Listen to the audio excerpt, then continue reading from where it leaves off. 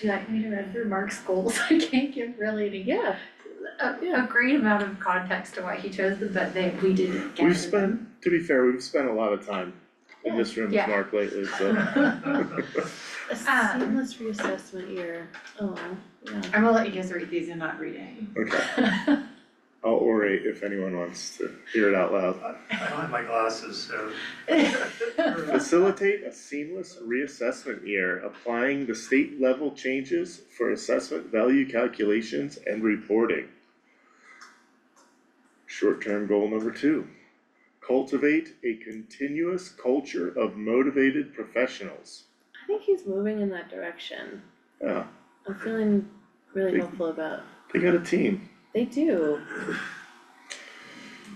Short-term goal number 3, develop staff knowledge around Colorado House Bill 24B-1001 concerning property tax.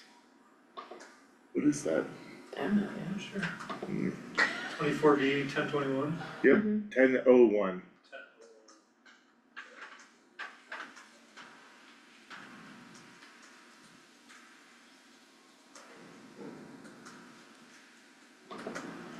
I imagine it's the one that dealt with the shortfall last year, cause the B is a little unusual.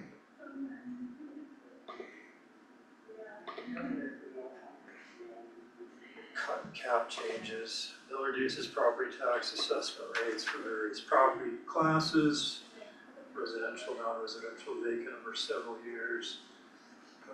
Also puts a cap on how much property tax revenue can grow from year to year.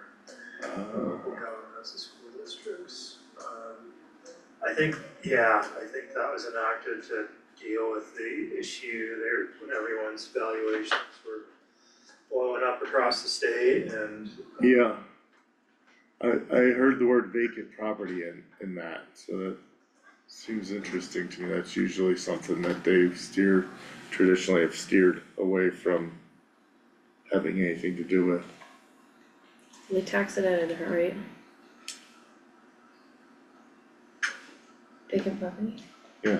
It's taxed at a different rate, Oh, vacant land, not a vacancy. not a vacant, Yeah, not a, yeah, yeah, Gotcha. Vacant lots. yeah. Did that come up at CCI, the discussion of short-term Not yet. vacant houses and second homes? Vacancy taxes. I We don't talked know. about a transfer fee, it's the only thing, and it was like crickets. I mean, that's clearly against Tabor. Yeah, I think that was the point. That's So why, to actually I have something a, in the courts that they're gonna lose in the courts? Yeah. I mean, yeah, I have a I meeting. think they're trying any avenue to try to dismantle Tabor. Yeah, but I mean, it couldn't be more explicit in Tabor I that know. you can't impose transfer fees. I have a meeting tomorrow actually with the Steamboat city attorney who almost got a transfer fee imposed for the city of Steamboat.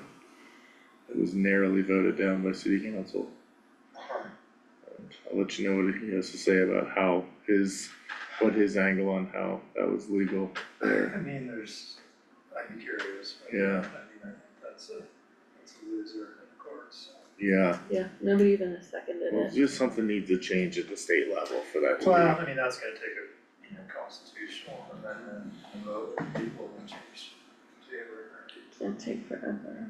It'll never happen, it's too wonky. If they I never, think if they there's no focus on support. discrete issues of Tabor, that They they could could change make it. the I argument. don't think the issue of having people, I think people generally like having the control of not allowing government to just randomly increase taxes. I don't ever see that piece of Tabor Right. going away. But certainly things like the transfer, the inability to impose a real estate transfer tax, which, I mean, that's, whether that would pass at a statewide level or not. was Pitkin County's, right? Sweet picking. Cause that hits everybody, right? Buying and selling real estate. Yeah, there's so many different ways to structure it, I think, that you could probably get really creative there, I don't know. I'm currently trying to educate myself on all of it, and it's extremely complex as we're looking at it, but Yeah. Mark wants, get that camera system up and running. So his short-term goal number 4, engage with a service provider for a computer-assisted mass appraisal system to help establish real estate appraisal for effective, efficient, and consistent property tax collection. They're still working within the confines of Tyler right now. And he's explained multiple deficiencies to us about how the Tyler system is set up and how much of a lift it is for them to get the comps lined up, get those grids together. I think this computer assisted mass appraisal or CAMA system would streamline that whole process, cause less issues. Didn't we put out an RFP for that? Well, I think And it was he's, Tyler that they ended up going with? Candace? That would have been before. Well, for the assessor, Yeah, yes, he decided to go with Tyler because he was using kind of a lower grade version. right, he'd been upgraded Yeah. Tyler. Which was, I don't know if he's fully implemented it yet, but we had Justin sit with him through all of the demos and ask the correct questions before we inherit another software that system. everybody's like, it sounded so great, but. Yeah. so he's just going with Tyler Turbo now. Yeah, and I think that they were migrating all of his information over, cause we recently just talked about this, cause he needed to pay for his invoice, and I said, I am not paying for this invoice for next year, if we're migrating to an upgrade, I'm not double paying, can you get in writing that they'll credit whatever months of being on your old software is left, Yeah, over towards your new software? Yeah, If we're gonna pay this invoice, so he did at least get that documented, and I don't think they fully transferred all of his files over. okay. Yeah, cool, that's a good short-term goal. You can check it off the list. What's his long-term goals?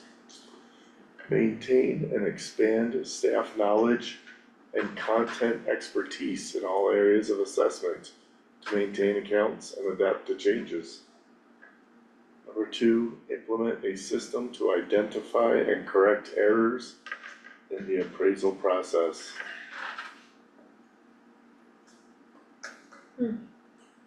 Cool.